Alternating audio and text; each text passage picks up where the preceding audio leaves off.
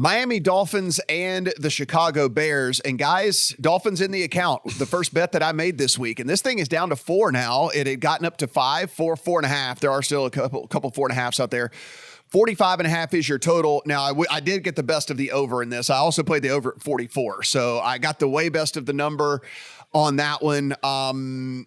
Look, even at 45.5, I understand that there's a little bit of weather concern in Chicago, but it seems as if those concerns are way, way, way, way, way better now than they were earlier on in the week. I still think that number's probably a tick low for what we're going to get because, guys, we know what we're getting in the Dolphins. We're getting an offense that is incredibly efficient, that's going to move the ball. As long as Tua is under center and you got Waddle and you've got Tyreek out there, this offense is going to move. And so we know that's going to happen. And I actually think the Bears offense has shown signs of life here over the last few weeks with these designed runs for Justin Fields, making sure that they're not, putting him in bad positions. It seems like they're actually putting him in positions to succeed. And so I like the over in this. I like the Dolphins. I think at the end of the day, the Dolphins just have too much offense and just enough defense to get this done against Chicago. Steven, what say you?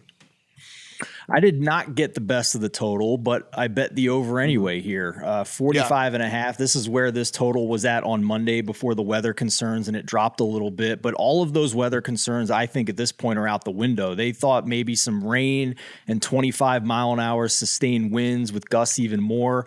That entire forecast has now moved to Saturday. It looks like a beautiful day in Chicago on Sunday right now as we record this on Friday afternoon. 65 degrees, mild wind, less than 15 miles per hour. So really conducive to these two offenses against a couple of defense that look pretty poor. Two Ds outside the top 25 in DVOA, outside the top 20 in yards per play allowed, outside the top 20 in EPA and success rate defense. And you mentioned Justin Fields in Chicago the last 2 weeks, and they did it against Bill Belichick and the Dallas defense, which is very respectable in my opinion, with putting up top 10 offensive numbers over those 2 weeks. And now they get a Miami defense that is reeling. So I think the over is definitely a good look here. Adam, we take a look at, a Bears team that, again, I'm not trying to say that they're good by any stretch of the imagination. That's not what I'm saying at all. But listen, credit where credit's due. And I thought they would be one of the worst 3 teams in all the NFL. I actually kind of like what I've seen from this coaching staff over the last few weeks. And I really like the fact that they're utilizing what Justin Fields does best, right? And that's basically make you kind of guess what's going to happen. Is he going to run the ball? Is he going to keep the ball? Are they going to just run a traditional pass play, whatever it might be? And I think that they can put some points on the board against this Dolphins defense that maybe has been one of the more underperforming of any of the defenses, that we thought was at least going to be top half of the league, top 12 in the league, something like that. And again, I think the Dolphins just score at will against this Bears defense that now lost their 2 best players via trade.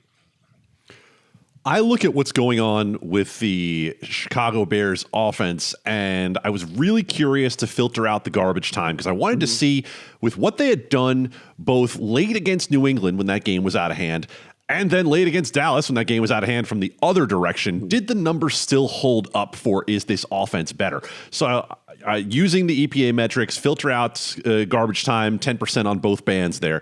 And I look and I see that they're still positive on both rush and pass EPA per play. Like they're getting it done right now when it matters. And as you guys mentioned, it is the threat of Justin Fields and the run. It is the designed runs. It is somehow just figuring out a season and a half into the guy's career that if you take those shackles off him, that he becomes like Jalen Hurts. Yeah. He becomes like the guys that are the modern versions of quarterbacks who might be limited in terms of standing in the pocket and throwing the ball, but certainly can add to your offense if you take advantage of all the dimensions that are available there. So I don't have a play on this game.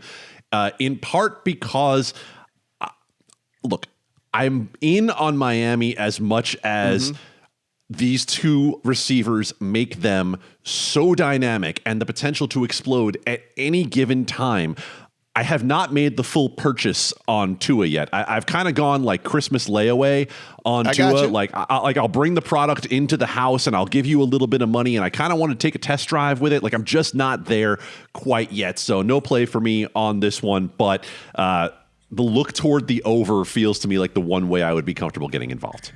Been a while since I heard the Kmart layaway analogy. That's good stuff, man.